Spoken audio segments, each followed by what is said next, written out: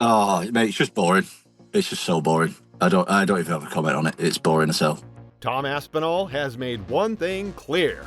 Jon Jones's comeback dreams won't run through him. Shutting down the hype, Aspinall isn't entertaining fantasy matchups and leaving Jones looking out of place with his retirement return chatter.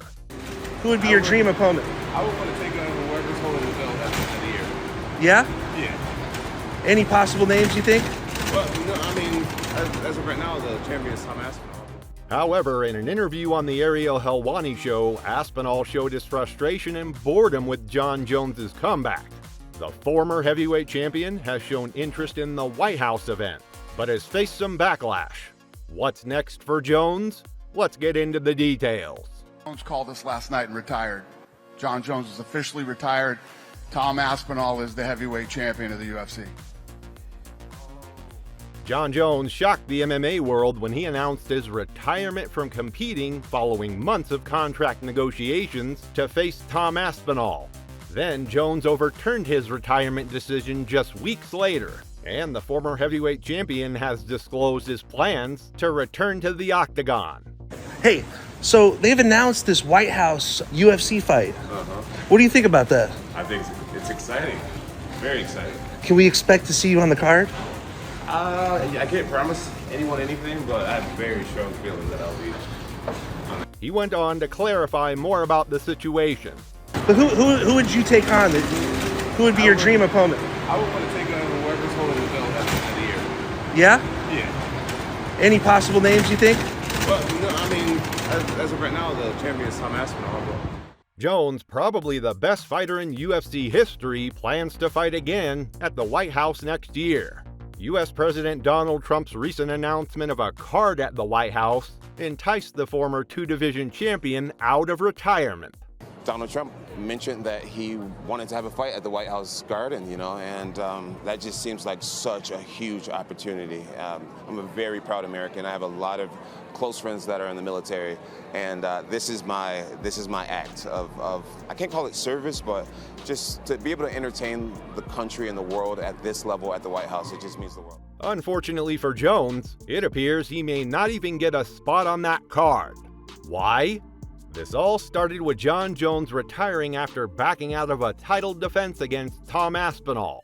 UFC President Dana White confirmed the bout was fully prepared before Jones opted to end his career. Didn't want the fight. What happened? Yeah, I wouldn't say that Thailand was the end of it. We were talking about it before that. But yeah, the fight was done. We had the fight done a long time ago. So why he decided not to fight, you guys will have to ask him. White noted that the fight was set and also stressed that Jones received a fair deal. Is it accurate that there's a lot of reports about figures he was offered? Is it fair to say he was offered a lot of money to take this fight? Yeah. Listen, he was offered what he deserves for that fight. While preparations for the event are ongoing, UFC CEO Dana White frequently claimed that he's not even considering matchmaking because the card is still a year out. He also hinted that Jones won't likely be featured on the card. Jon Jones says he wants to be on there too, and he says he would fight whoever the champion is at that time. But would you be okay with him coming back and potentially winning that belt again? And you might have to go through everything. Well, it's not even about him winning. White's reluctance to have Jones headline that particular event is not based on the idea of him competing for a title and then retiring immediately thereafter. Instead, White cites Jones's questionable background as the reason he doesn't trust him to lead such a momentous event. Belt. I mean, how I felt about him. I can't risk putting him in big positions in a big spot and have something go wrong. Fair enough. Yeah, especially the White House card.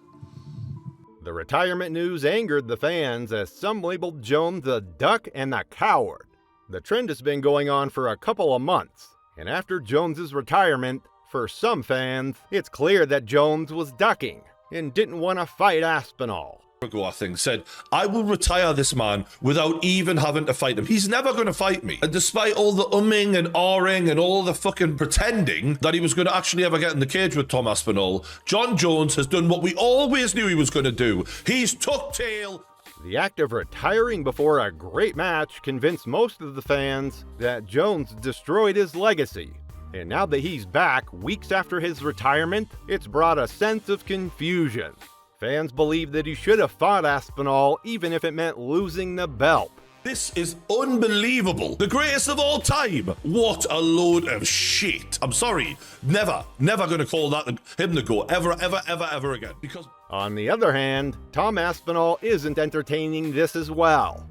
In an interview on the Ariel Helwani show, Tom Aspinall dismissed the notion of fighting Jon Jones, even in the context of the high-profile planned White House UFC event, as boring, and something he spent 0 seconds thinking about. He emphasized that the matchup hasn't crossed his mind, calling it false hope.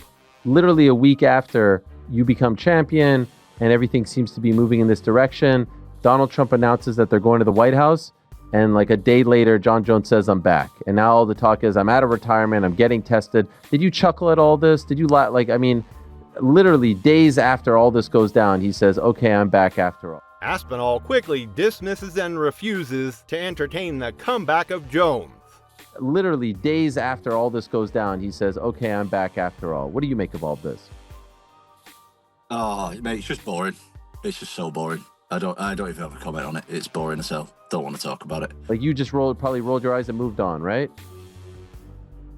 I've already got a fight, so I'm focusing on that. Aspinall's focused on his upcoming title defense and has explicitly ruled out a fight with Jones, even for a massive event like the White House card. Currently, Aspinall is focusing on making the heavyweight division great, encouraging more competition. That's fantastic, man. Like, I love that. Let's get the heavyweight division moving again. Let's get it going. Let's get some excitement in the division. Let's get these guys active, and let's do something, man. Heavyweight division needs to be great again, and I want to be the man leading that. I want to be the guy active out there doing what I'm supposed to do.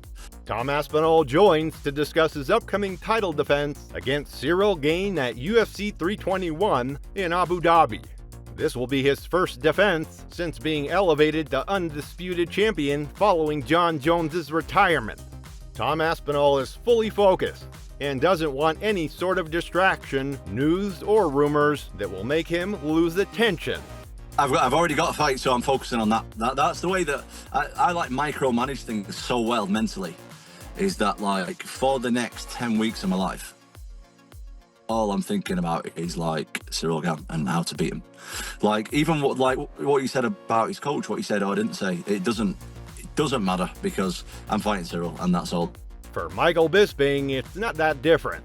In his podcast, he made some predictions about Aspinall's future fights.